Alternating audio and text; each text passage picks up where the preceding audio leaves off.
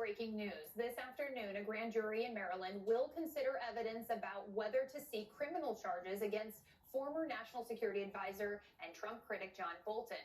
The investigation pertains to whether Bolton mishandled classified information. Joining me now is MSNBC Justice and Intelligence correspondent Ken Delanian, MSNBC legal correspondent Lisa Rubin, and former U.S. attorney and former state court judge Carol Lamb. And Ken, starting with you, what do we know about what this grand jury is considering today? What are the charges that Bolton could face?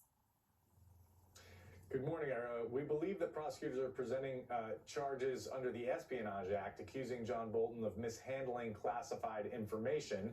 That comes after the FBI secured search warrants to search his home and office and found some classified documents in that search. But it's not clear that those were related to what this case is about. The affidavit of probable cause also mentions that John Bolton's email account had been hacked by a foreign government, and the referral for this case came from the CIA, and it's my understanding that the U.S. found some information as they were gathering intelligence from that foreign government. They found John Bolton's emails, essentially, and they discovered things that led them to be suspicious that he was mishandling classified information, and that's what generated this case. This was back in the Biden administration. However, that Justice Department did not move forward with the case. There were some concerns about revealing the access that the U.S. had to the foreign government. The Trump administration made a different calculation. They are moving forward with the case. Of course, everyone knows that John Bolton is a political adversary and critic of Donald Trump, and Donald Trump has said, he does not appreciate John Bolton at all. There was a dispute about a book that John Bolton wrote. The Trump administration, the first Trump administration, accused him of putting classified information in that book. So now here we are with prosecutors presenting to a grand jury and trying to seek an indictment that could come as soon as this afternoon, Ariel. Now, here we are. Lisa, so do we know anything about who could be arguing this case to the grand jury and how long it could take for the grand jury to make a decision here? We don't know exactly how long it will take to make that presentation to the grand jury. Typically, we understand that the grand jury meets for about a 3-hour period in Greenbelt, Maryland, where the federal courthouse is. In terms of who will be making that presentation, again, this is an educated guess, but there are no indications so far that the presentation will be made by the acting U.S. attorney herself, Kelly Hayes. That's in stark contrast to what we've seen in the Eastern District of Virginia, where Lindsay Halligan herself went in and presented to the grand juries that indicted both Jim Comey and New York Attorney General Letitia James. And the reason I say we don't have that indication is because Ken referred earlier to a search warrant that we have seen in this case, or a search warrant affidavit. That search warrant affidavit is signed by 2 assistant United States attorneys in the District of Maryland, assuming that both of these gentlemen remain involved in what was an investigation as it becomes a case. One of them, Tom Sullivan, is the chief of the National Security Unit in that office, a very long-standing prosecutor, career prosecutor with the Department of Justice, been with the department since 2009. That, again, a different situation than that which we've seen in the Eastern District of Virginia and the prosecution of 2 other Trump critics and foes. So speaking of those other 2 cases, in your mind, Carol, what's the biggest difference that you see in the potential charges that Bolton could face and what James Comey and Letitia James are now facing? Right, and Lisa hit some of these hallmarks of the differences very well. Some are that the experienced prosecutors in the office, in the Maryland office, are remaining on the case, as opposed to the situation in Virginia where the experienced prosecutors said, we don't see enough to indict, and even were allowed themselves to be fired or resigned as a result of the Trump administration deciding to go ahead with the charges. So that's a major difference. Experience counts for a lot. The other differences being that there was, as Lisa notes, an additional search warrant and therefore additional evidence. And what this case really boils down to is whether John Bolton had permission to possess these documents in order to write his book. That's what his attorney claims he had. But if additional documents were found in his possession that he knowingly had and knew that they were in violation of the rules and regulations and laws that permit him to have some documents but not others, that is a problem and could be the basis of the federal charges. I said it and I'll say it again. It seems like we are talking about classified documents quite a bit recently. Ken, what has Bolton's team said in response to this potential indictment? Well, they've said that he did nothing wrong, did nothing illegal, and they've raised the specter that this is a politically motivated prosecution because he is a bitter foe and bitter critic of the president. But I think it all comes down to what the evidence is here.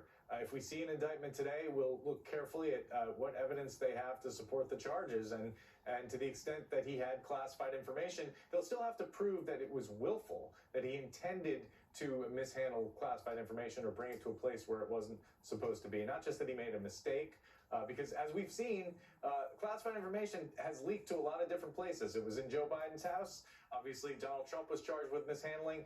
The senior officials over the years have gotten jammed up over inadvertently taking home classified information. That does not always result in criminal charges, and these charges are very serious. They carry a maximum penalty of up to 10 years in prison in some cases. So, again, a lot hinges on the strength of the evidence in this case. And Lisa, Ken alluded to this earlier in his reporting, but the Biden administration had closed an investigation into John Bolton. Now it seems the Trump administration is pursuing one. What's the difference here? What changed? One of the differences is that discovery of the foreign entity being involved. And when the Biden administration settled a civil litigation with John Bolton, I don't believe that that information was available to it at a time. There was a civil case the Trump administration brought against John Bolton in advance of the release of his book, saying that he was publishing what had been national defense or classified information in violation of non-disclosure agreements that he signed as a condition of his job as the Trump administration's national security advisor. John Bolton's defense to that, in part, was you overly classified information and you left me hanging out there on a pre-publication review. In other words, you deliberately sabotaged my ability to write a book. And John Bolton was about to conduct discovery into what he and his lawyers said was bad faith on behalf of the Trump administration when President Biden came into office and the Department of Justice settled with John Bolton.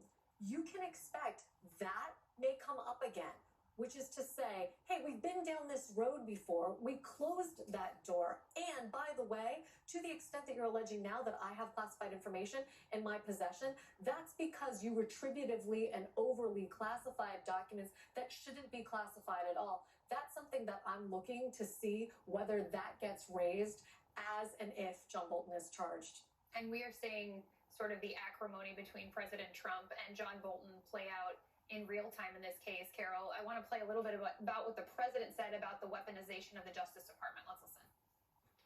I hope they're looking at Shifty Schiff. I hope they're looking at all these people. And I'm allowed to find out. I'm allowed to, I'm in theory the chief law enforcement officer. But I have a very good, talented group. I don't have to leave it up to them, but I choose to at this moment, at least. Is that true? Are there presidential guardrails here whereby the president should not be getting involved in any kind of investigation or potential indictment? Oh, there has traditionally been the strongest guardrails against that for exactly the reason that we're seeing here. Traditionally, all members of the Justice Department and all members of the president's administration, whatever president, has really tried to keep those guardrails. There used to be a rule that no more than, say, 4 people from the White House could even communicate about a criminal case with the Justice Department. Those guardrails began to fall in the early 2000s. Then they were strengthened again, and now they've completely fallen. And part of that is the result of the presidential immunity case that came down from the Supreme Court that said, basically, the Justice Department belongs to the executive branch and therefore the president, and you really can't look behind the president's decisions. It is very, very dangerous breach of the traditional norms that we're now seeing. It shows the real world implications of the things that we've been continuing to talk about. Lisa, I'm curious from your perspective. We saw the prosecution of James Comey, of Letitia James turn into indictments. What precedent is all of this setting? Not a good one, but I will say there are reasons to believe that the John Bolton case may be distinguishable from both the Comey and Tish James case. And not just because we see indicia like the involvement of experienced prosecutors, but rather what that is showing us. That is showing us that there are people in the Department of Justice who believe that these prosecutions are just, that they are in the best interests of the United States, and that they can sustain a conviction. That is why we saw career prosecutors sort of duck and hide, if not resign entirely, in the Eastern District of Virginia, because they didn't believe those things to be true. If John Bolton was still in possession of classified information, and based on the receipts we can see in those public search warrant applications, there is reason to believe that that's what they in fact collected. This case could be distinguishable. It doesn't mean that the president isn't pursuing John Bolton for his own reasons, but independently, it seems like career people at the Department of Justice have also made a judgment that there is legitimate criminal activity going on here that needs to be addressed by the rule of law. Two things can be true at the same time. Carol, I see you nodding along. Do you agree? I do agree because, and it's important to keep in mind that a grand jury indictment is only a probable cause finding. What we don't know here is the additional evidence that the government may have gotten in the search warrant, for example, or through other investigative means. That's also true, by the way, in the Tish James and the Jim Comey cases, but we think we pretty much know the parameters of those cases, and a lot of people have said they just aren't going to stand up. So let's hold our judgment for the moment and see what the evidence actually shows. We will let it all bear out, and we will use the two of you for your analysis in the future. Thank you both.